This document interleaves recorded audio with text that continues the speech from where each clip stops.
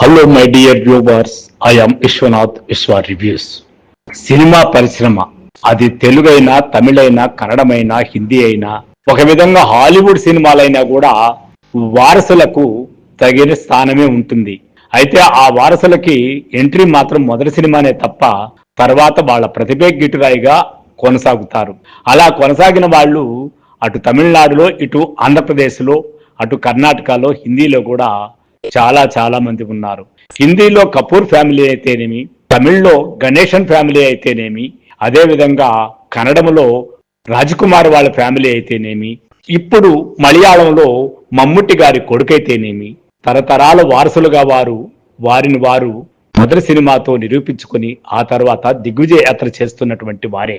ముఖ్యంగా మన తెలుగు సినిమా పరిశ్రమలో అటు రామారావు, ఇటు నాగేశ్వరరావుని రెండు కళ్ళు అనుకున్నా, అటు కృష్ణ గారిని, ఇటు శోభన్ బాబు గారిని మరో రెండు కాళ్ళు చేతులు అనుకున్నా వాళ్ళకి వారసులు అందరికీ ఉన్న ఒక్క శోభన్ బాబుకి మాత్రం లేరు. అయితే ఇక్కడ మనం ప్రధానంగా చెప్పుకోవాల్సింది విశ్వవిఖ్యాత నట సార్వభౌముడు ఎన్టీ రామారావు గారి వారసుడు బాలకృష్ణ గురించి. ఆయన ఒక విధంగా ఎన్టీఆర్ లెవెల్ అందుకోకపోయినా ఆ స్థాయి పాత్రలు అటు పౌరాణికము, ఇటు సాంఘికము, అటు జానపదము అన్ని జాన్లలో ప్రయత్నించి సక్సెస్ఫుల్ నటుడుగా అనిపించుకున్నటువంటి వాడు బాలకృష్ణ గారు.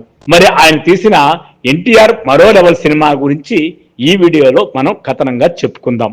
1985 సంక్రాంతి సీజన్ కు వచ్చిన ఈ hit cinema inspector Pratap. Balakrishna NTR లెవెల్లో నటించిన సినిమా ఇది. బాలకృష్ణ విజయశాంతల కాంబినేషన్ లో వచ్చిన మరో హిట్ సినిమా. 84లో వచ్చిన కథానాయకుడితో మొదలైన వీరిద్దరి జోడి 17 సినిమాల్లో జనరంజకంగా సాగింది. రెండో మూడో ఆడినట్లుగా ఉన్నాయి కానీ మిగిలినవన్నీ above average hit, super hit, బ్లాక్ బస్టర్లు కూడా.